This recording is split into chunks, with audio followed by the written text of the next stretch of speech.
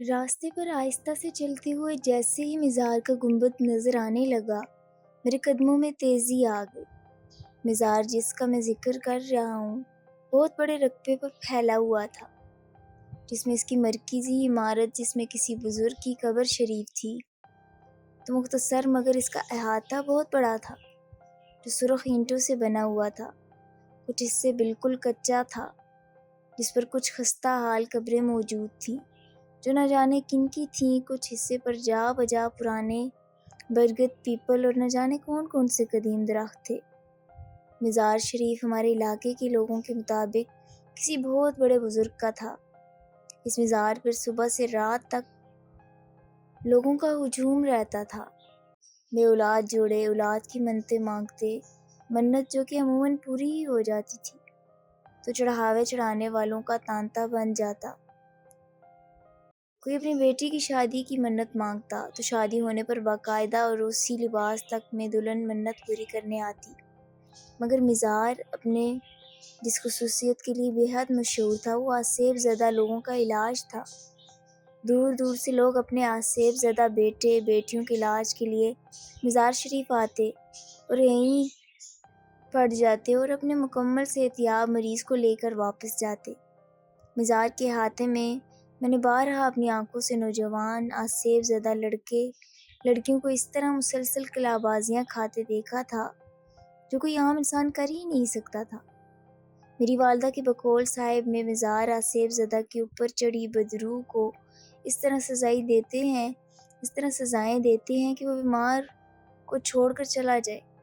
کبھی شدید تپتی سی دھوپ میں ننگے پاؤں الٹا یعنی پاؤں اوپر کر کے ہاتھ کے بل لڑکے لڑکیاں اس طرح تیزی سے چلتے تھے کہ کیا کوئی کرتب دکھانے والا چلتا ہوگا۔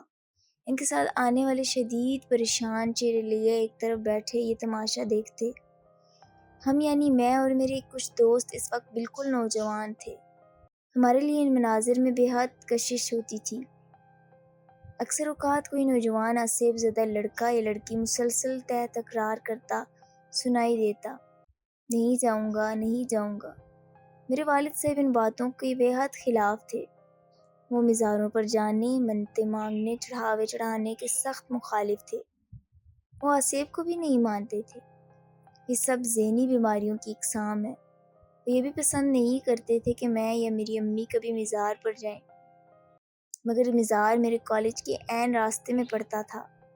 کالج آتے جاتے اس کے احاطے پر میری نظر لازمی پڑتی تھی، اور احاطے میں آسیب زدہ نوجوانوں کی ایسی حرکات جو کئی بڑا کرتب باز بھی مشکل کر پائے، ان میں سے میرے دلچسپی ظاہری بات تھی۔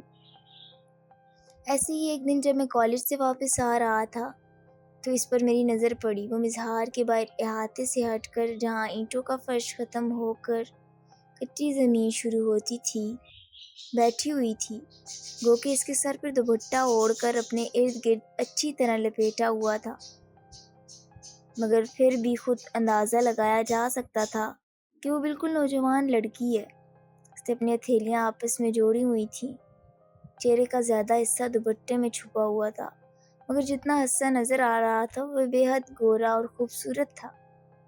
گھر آ کر مزار شریف اور اس پر بیٹھی ہوئی لڑکی بالکل ذہن سے نکل گئی۔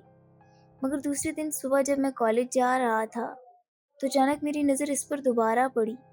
وہ اسی طرح مزار کے احاطے میں زمین پر بیٹھی تھی۔ اس مرتبہ اس کا چہرہ پورا کھلا تھا۔ اوہ میرے خدایا، اس قدر خوبصورت چہرہ میں نے کبھی نہیں دیکھا تھا۔ میرے قدم جیسے زمین نے پکڑ لیے۔ میں کافی دیر وہیں کھڑا رہا، مگر اس نے آنکھ اٹھا کر میری طرف نہیں دیکھا۔ کالج سے واپسی پر مزار کے قریب آتے ہوئے میری دھڑکن تیز ہونے لگی۔ کاش وہ نظر آ جائے۔ میں نے دل سے دعا کی، مگر اس وقت میری دعا قبول نہیں ہوئی۔ احاطہ تقریباً خالی تھا۔ اکا دکا موالی ٹائپ لوگ اینٹوں کے فرش پر دراز تھے، مگر وہ لڑکی کہیں نہیں تھی۔ مجھے مایوسی ہوئی۔ کچھ دیر میری نظریں اس کو تلاش کرتی رہیں، پھر میں گھر چلا آیا۔ دوسرے دن کالج کی چھٹی تھی۔ تیسرے دن جب میں کالج جا رہا تھا تو مزار کے قریب پہنچ کر میں نے اندر جھانکا۔ احاطہ بالکل خالی تھا۔ میرا دل بیٹھ گیا۔ تو کیا وہ لڑکی اپنے کسی مریض کے ساتھ آئی تھی اور اب واپس چلی گئی؟ میں نے سوچا مجھ پر اداسی چھا گئی۔ اس دن میرا دل پڑھائی میں بھی نہیں لگا۔ واپس آتے ہوئے میں نے مبہم سی امید پر مزار کے احاطے میں جھانکا اور میرا دل تیز تیز دھڑکنے لگا۔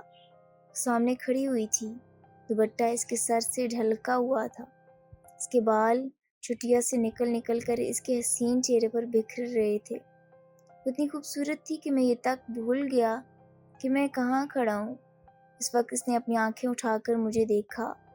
اس کی آنکھیں گہری سیاہ مگر اس قدر اداسی، شاید یہ جس کے ساتھ آئی ہیں وہ بہت بیمار ہے۔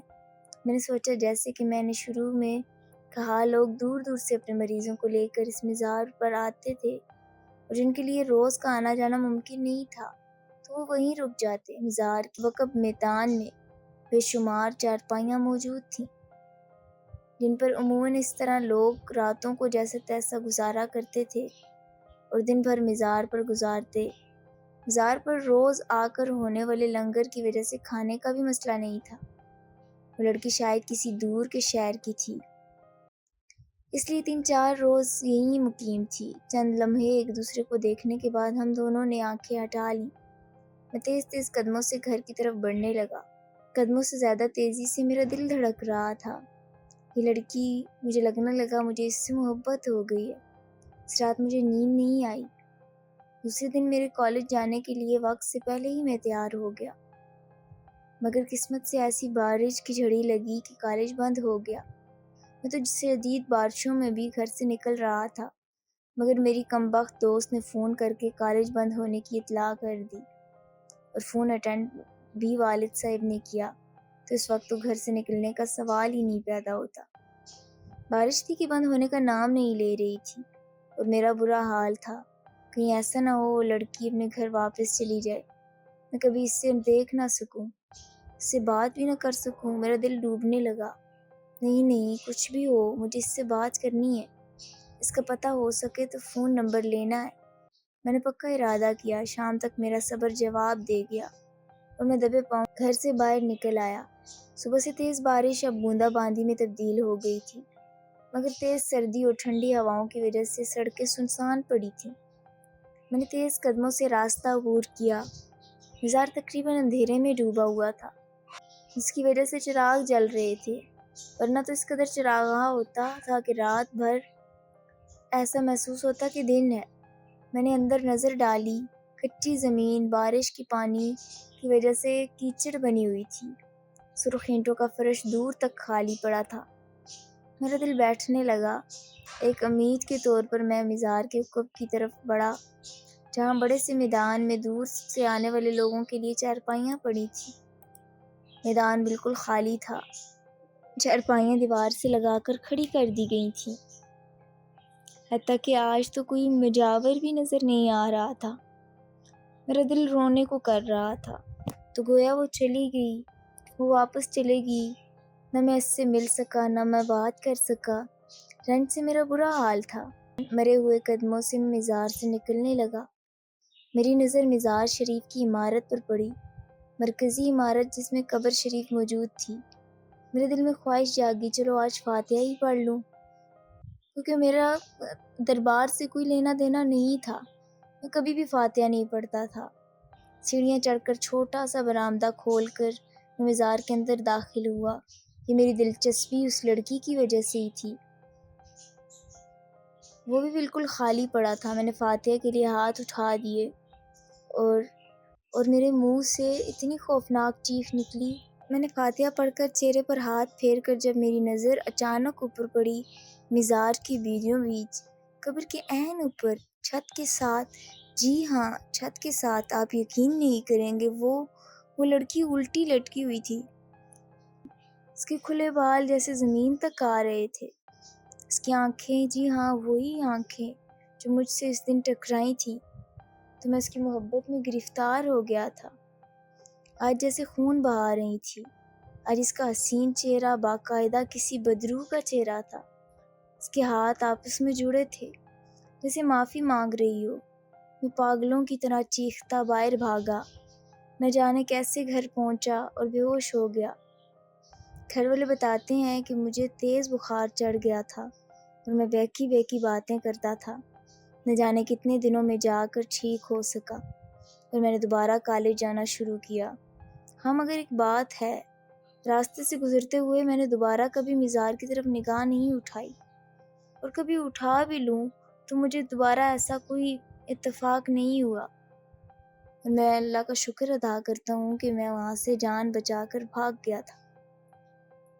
ایسے مزاروں پر درختوں کے نیچے درختوں پر جنات ہوتے ہیں، اس لیے اپنے آپ پر آیت الکرسی کا اثار کرتے رہنا چاہیے۔ اگر کہانی پسند آئی تو میری چینل کو سبسکرائب کریں۔ یہ کہانی ایک صاحب کی تھی جو آپ کی خدمت میں نے پیش کی۔ شکریہ۔